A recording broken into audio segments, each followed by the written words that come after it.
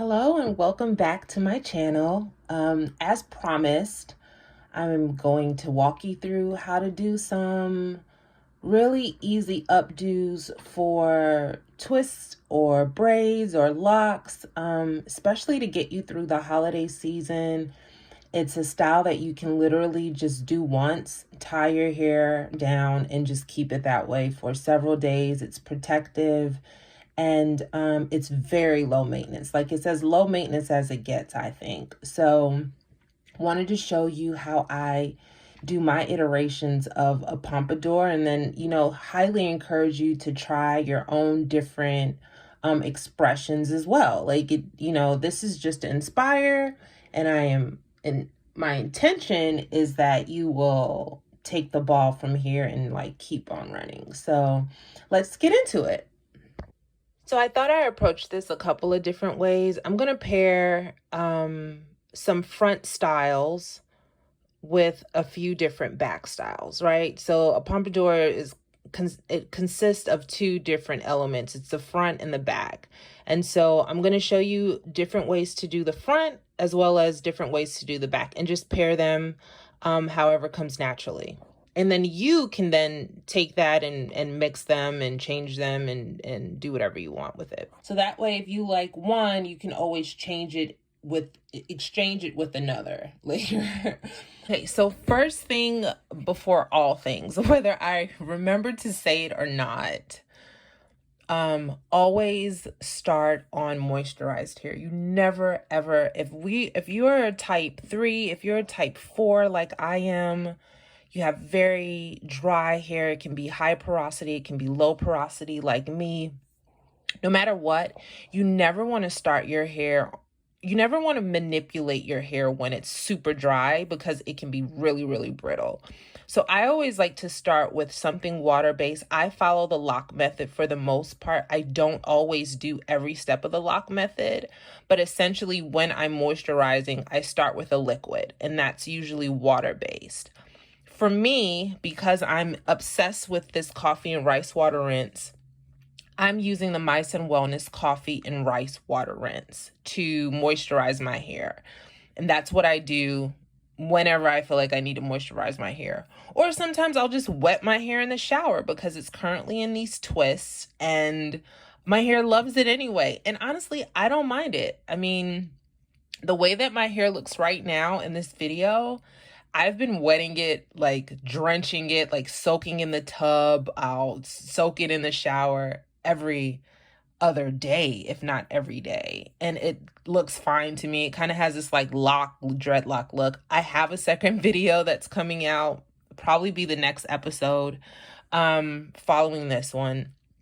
But anyway, that goes into the importance of having twists when you're trying to grow your hair out, and not even just the importance of having twists, but just the science and the full thinking, the method behind twisting or braiding your hair, and how to do it with the intention of growth, because there is a difference between growing your hair and styling your hair and it looking good.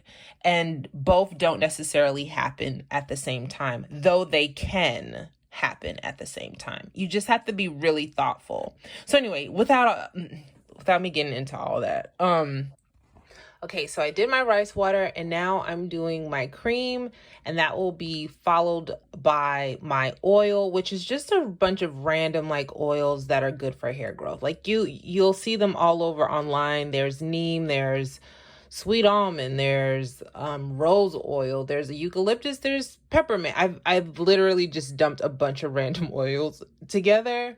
They're not always the same oils, but they make my scalp feel good, and they work consistently. So I combine them with my rice water treatment and just whatever cream moisturizer that I like at the time. I'm not, you'll hear me say this often, that I'm not super committed to any conditioner or moisturizer. I've experienced that most conditioners or moisturizers that don't have harmful chemicals in them, so you want to make sure they don't have parabens and all that other stuff. But if they're all generally pretty, good about not having toxic ingredients in them, then they're okay for me anyway. Not saying that's what you should do, but what I do is I check the ingredients. If it's a cream consistency, that's what I'm looking for.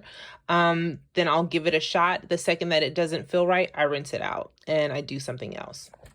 So the first look is really simple.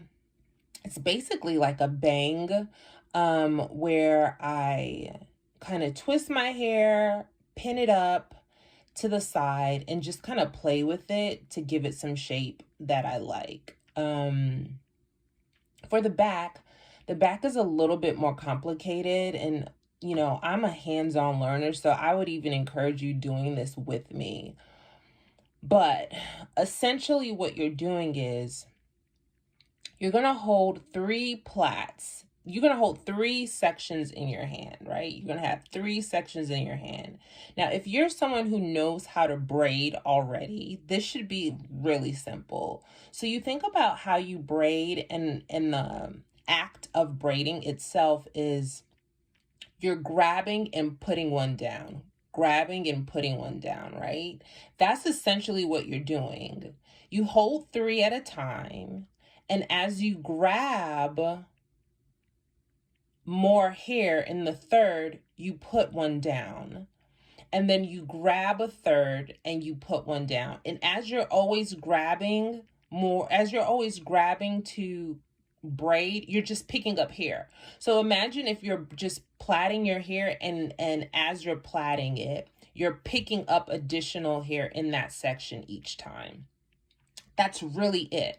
Like, don't overthink it, because it really is super simple. And you're more than capable of doing it. If you practice, I know you will, I know if you just take the time to practice a little bit, you'll get it. Like, I've practiced it a few times, and honestly, that's how I got better and better and better. And now I can do just about I can braid it any kind of way. And that's the way that you actually kind of do a French braid as well. So this is what I guess you would call a reversed French braid. It's going up the back of the head versus down. And really all you're doing is picking up like you start with 3 sections, like you're going to braid a braid straight down. But instead of braiding it straight down, you're just picking up a piece of hair as you go.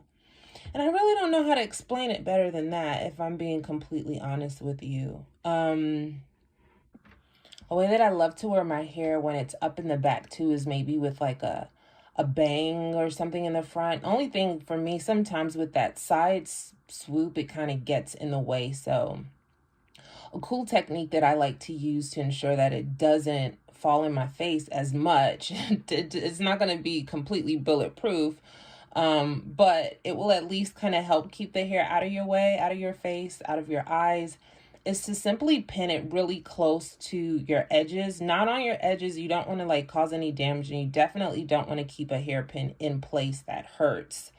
So, you know, make sure that it's loose and it's comfortable, but you want to pin it loosely right at the end. And you always pin against the direction that you want it to go. So if you're swooping it back away from your back towards the ear, the opening of the pin should go forward towards the eyes, right? So you're reversing the pin, and that's to kind of help give it some friction.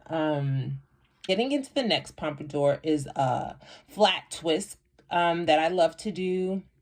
Essentially, it's the same method as what I did in the back, where I pick up and I twist, I pick up hair and I twist, I pick up more hair and I twist. Like, that is the method of a flat twist, of a cornrow, of a French braid. You're really just doing the exact same thing as braiding or twisting, but picking up additional hair as you go. And I can't stress practicing enough. Like, it will make a difference, and you'll be so glad you did, especially because once you learn it, it's yours forever. You can never unlearn it. So highly encourage you take the time to practice and just enjoy your hair that way. So anyway, what I do is I do my little twist and I wrap it around back to the front and kind of pin it again. securely. And I just kind of shape it to how I like it. I prefer, I mean, you can do it like in the center, but I prefer it to the side a little bit. I just love a little side twist. So that's how I like to do it. And then let's talk about how you do the twist in the back. Literally the exact same method as braiding. We're going to take 2 sections instead this time. And every time that we're twisting around the hair, we're grabbing more hair. And you'll see that explicitly as I show you. Like, you literally pick up a little bit of hair as you go, and you just keep twisting and twisting until you get to the very top, and you pin it securely. Sometimes what will happen is it's not going to be tight. You know, you'll try to twist it up perfectly and it's not as tight as you would like it to be. There's no need to start all over. Grab a couple of hairpins, you know, pull the hair in place where you want it to be taut and just pin it there, and it'll be like you did it the first time. It's really super simple and beautiful, and it doesn't damage the hair at all. Just make sure you're not pinning it too tight and you'll be okay, I assure you. All right, the next one is kind of like a rose shape. Honestly, I was just playing around with it, and this is something that I hadn't tried before, but I ended up loving it, and I'm like definitely gonna do this again. So what I did was I, braided my hair very loosely in the front, extremely loosely, and I rolled it up into itself and kind of pushed it through the middle. And it gave it this like cute little rose petal, kind of like it's a rose with little petals, right? So cute in the front. And like I said, I don't normally wear my hair like directly in the middle, but for this I would totally do. I could also even see myself doing it to the side if I wanted to. So cute. Highly recommend you try. Just the most important thing is to make sure the braid is loose, not a tight braid, a very loose braid that you can kind of push your hair back through, and that's going to be really the key to it. And then the petals would just fall. How I do my updo in the back, this is something I do all the time when my hair is blown out or in a twist out or twisted, braided, whatever. This is one of my favorite updos. And that's essentially to braid, essentially I split my hair in 2 in the back and I create 2 huge plaits, right? So I got 2 huge plaits in the back. This is great for little children as well, but it's also great for grown women. Like, I always get so many compliments on this look. It's like super sophisticated, but also like super easy for a little girl, for church, for school, for whatever. But what you're going to do is you're going to do your 2 plaits. You're going to wrap them around like you're tying a shoestring, or tying a jogging pants string, like you're tying a lace, right? And you're just going to make a knot with your hair. I highly recommend you only do it twice. So you wrap around, knot, and that's it. Don't go beyond that. You don't want to actually create a knot in your hair. And it's best to only do it where the hair is really thick. You don't want to do it where the hair starts to get kind of, thin and you're creating actual knots. It should be loose enough to where you need to pin it in place. But what it does, it creates this cute little like twist at the top that's super secure. You really just need like 1 or 2 pins to hold it in place, but it's just so elegant and just so adorable. I thought it was a perfect pair with my my little rose petals in the front. You've got 3 different hairstyles with like 6 different variations that you can play around with. Like, how cool is that? Because it's super versatile. So you can wear it for formal, professional, casual, going to the gym, lounging around at home. It's literally the hairstyle. Updos for me are the hairstyles that allow you that ability to turn into a chameleon with ease. And these can be done on braids, locks, twist. But also there are iterations that you can do on your hair where it's blown out, you know, like I shared. And really it just comes down to just practicing. Like I assure you, if you just practice, you'll be so happy you did. Anyway, I hope this was helpful. The holiday season is right around the corner, so you know, go ahead and start practicing. I highly recommend, if you're looking to grow out your hair, to do some, you know, they don't necessarily have to be mini twists, but do twist, because it's such a great way for you to keep your hair moisturized and keep it protected. I have a video that's coming out really soon just about my process and the benefits of it, and how I think about growing out my hair in this method. You can do twists, you can do braids. I highly recommend twists because they're so much easier to take out and then put back in if you ever want to. But the whole intention is like longevity and keeping them in for an extended amount of time so that you can really keep your hair moisturized on a daily basis. I also like to pair this experience, and every experience, to be honest with you, with my coffee and rice water rinse. It's mysunwellness.com.